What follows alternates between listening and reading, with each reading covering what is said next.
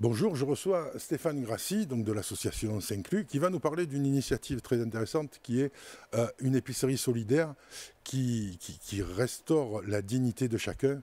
On n'est pas là dans une association caritative qui donne, on est dans une démarche d'insertion dans la vie économique et dans le social. Bonjour Stéphane. Bonjour Jacques, merci de me Alors, recevoir. parlez-nous de cette initiative et de ce projet qu'est cette épicerie solidaire. Alors, pour faire comprendre en fait ce qu'est une épicerie solidaire, c'est une épicerie en fait qui va donner une facilité à des personnes en termes d'actes d'achat, d'acheter des produits qui vont décrocher sur des prix de vente à 10% ou 30% du prix de vente lambda ou du prix de vente en commerce grande distribution. Le but en fait de cette démarche a été très simple. On s'est rendu compte aujourd'hui en fait que donner pour donner, même si nous travaillons en fait avec la banque alimentaire, hein, c'est un autre volet, mais n'était pas suffisant en fait pour l'inclusion ou l'insertion des personnes en situation particulière, donc handicap social là. Il leur fallait autre chose en fait. Il fallait qu'on les suive, il fallait qu'on les amène en fait à pouvoir garder cette dignité, et c'est le but en fait de l'épicerie sociale. Hein, puisque c'est beaucoup plus dirigé commune. Solidaire, c'est un peu plus large, c'est au niveau européen, mais je ne pense pas qu'on rentre dans ce genre de détails aujourd'hui. Mais on va rester sur l'aspect social de l'épicerie. Aujourd'hui, une personne en fait, va rencontrer une personne qui va dégrossir sa vie, d'accord, et qui va lui demander d'être très concrète. Il n'y a pas d'assistante sociale chez nous. À la maison Saint-Cloud, c'est des personnes lambda, c'est des bénévoles en fait qui viennent, qui sont là à l'écoute et qui essaient de dégrossir une problématique. Et les portes s'ouvrent assez facilement parce qu'on n'a pas d'étiquette en fait. Ça leur permet de pouvoir donner même des choses qui ne pourraient pas en fait faire auprès d'une personne déléguée, par exemple. Hein. Ça va aider à casser quelques barrières. Et elles avancent tout doucement. Alors évidemment, cet entretien dure au minimum entre 1h30 et 2 heures, puisqu'il faut du temps, hein, puisque les personnes ne s'ouvrent pas tout de suite. Et on les amène à nous raconter leur situation et surtout comment elles sont arrivées, puisqu'il y a une prise en charge psychologique qui se fait aussi derrière, puisque sans psychologie, on n'a pas d'accompagnement.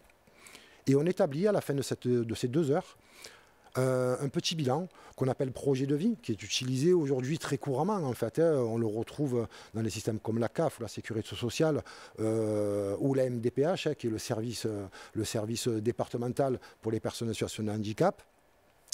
On établit ce projet de vie et on les fait signer. Donc il y a un premier engagement de dire je n'ai pas menti, je suis allé jusqu'au bout de ce qu'il me fallait et jusqu'au bout de ma situation.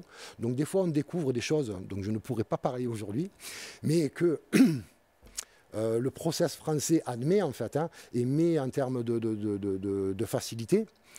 Et nous, on écoute ce genre de choses-là, même s'il y a un peu de tricherie quelquefois. On les amène à nous dire pourquoi en fait et dans quelles conditions ils veulent revenir en fait dans ce milieu ordinaire pour différentes raisons. Ça peut être une perte d'emploi très brutale et ils nous racontent toute leur vie. Vraiment, ils rentrent dans un détail où on ne s'attendait pas quelquefois. Et on était très largement surpris, puisqu'on a démarré vraiment significativement depuis septembre, de rentrer dans un dossier aussi humain en fait. On s'est rendu compte que les personnes pouvaient nous amener en fait des informations qui pouvaient les mettre en péril dans leur vie.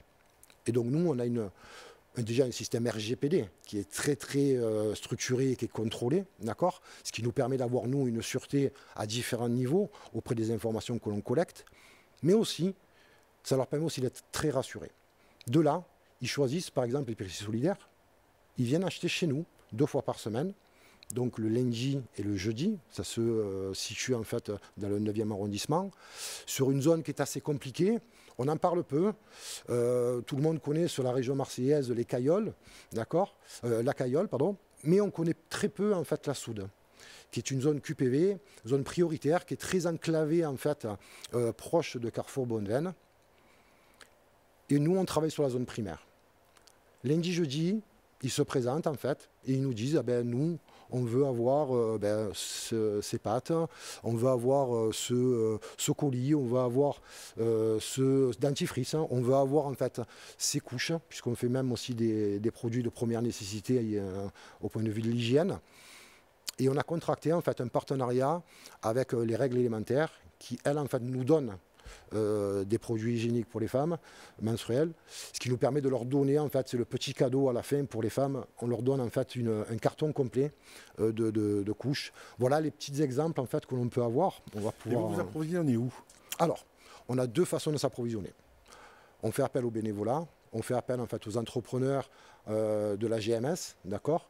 Aujourd'hui, la GMS s'est étendue très significativement dans le centre-ville avec des markets, ce qui nous permet d'être au cœur des villes, d'accord. On fait des collectes. Le partenariat qui est très significatif aujourd'hui, auquel on est appuyé, et je remercie la ville de Marseille pour ça, c'est que sur la division sociale, le SAMU social nous donne un coup de main et nous on collecte aussi pour eux des vêtements, ce qui fait cette jonction puisqu'on les donne après, hein, donc on peut avoir aussi des problématiques de ce côté-là, mais ça c'est donné, en fait on les réoriente vers le SAMU social. On fait des collectes, on a en fait des mécènes. Évidemment, j'en parle pas beaucoup, mais c'est quelque chose de très significatif pour nous. Les entrepreneurs sont là, ils sont vraiment très sensibles en fait à cette cause-là. Il faut savoir qu'on peut cumuler aussi les problématiques. On a des problématiques sociales, mais il y a des problématiques sociales et handicap aussi qui viennent se greffer. Aujourd'hui, on travaille de plus en plus avec les seniors puisqu'on a accès en fait aux maisons du bel âge. Donc on peut avoir une vision très précise en fait de terrain avec ces maisons qui nous permettent d'avoir une écoute sur des personnes en fait qui peuvent être isolées. Et là en fait on envoie des personnes chez eux en tapant gentiment avec un grand sourire pour leur dire voilà, on voudrait bien vous donner un coup de main. Est-ce que vous êtes aujourd'hui positive pour ce genre de choses? C'est pas toujours évident de pouvoir l'apporter comme ça aussi. Alors, je vais vous relayer une idée que j'appliquais quand j'étais représentant du personnel et que vous pouvez prendre aussi. Au moment de Noël, quand le comité d'entreprise de l'époque, le CSE aujourd'hui, donne les bons d'achat ou les colis de fin d'année, j'avais pris l'habitude début décembre de mettre des malles à l'accueil de l'entreprise et quand les gens allaient faire leurs courses dans la zone industrielle au supermarché, ils revenaient, ils prenaient toujours un peu plus et ils mettaient dans les malles là et le jour où je remettais le colis ou le bon d'achat, je partais avec les malles et j'allais les donner ces malles-là à des associations caritatives. Vous pouvez le faire avec AJC, qui saura le mettre dans l'épicerie solidaire ou qui saura les donner. On va mettre les coordonnées ici, vous prendrez contact avec eux pour les aider à s'approvisionner. Parce que j'imagine que le nombre de... Et j'aime pas le terme, d'ayant droit est croissant. Oui, on va appeler ça bénéficiaire. Bénéficiaire, oui.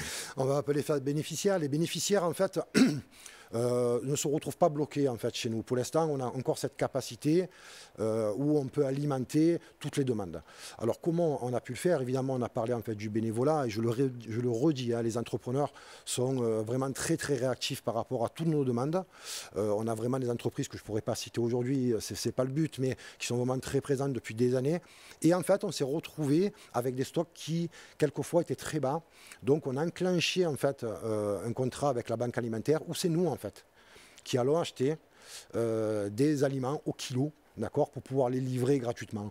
Donc, évidemment, vous allez me dire, oui, mais bon, vous achetez quelque chose que vous donnez. Il ne faut pas s'inquiéter, on a aussi des donateurs, on a des cagnottes en fait, qui se font pour pouvoir alimenter ce genre de choses. Mais aujourd'hui, on est aussi dans une possibilité de le faire et on complète en fait, nos stocks avec ça. Merci pour cette initiative. On espère qu'elle va durer, que vous aurez de moins en moins de bénéficiaires quand même, parce que ce serait bon signe. Oui, ça serait bon signe. Là, on fait un coucou au Resto du Cœur avec qui on travaille très significativement. Aujourd'hui, les maisons Saint-Clus se développent en permanence en fait, sur les arrondissements de Marseille. Et oui, on espère qu'on aura beaucoup moins de bénéficiaires à l'avenir. Bon courage. Et comme Coluche disait, c'est pas fait pour continuer. Écoutez, faisons en sorte que demain, vous n'ayez plus rien à faire. Vous n'auriez plus de travail, mais ce serait bon signe. Ah, ça sera ma retraite. Merci beaucoup. Merci Stéphane. Merci Jacques.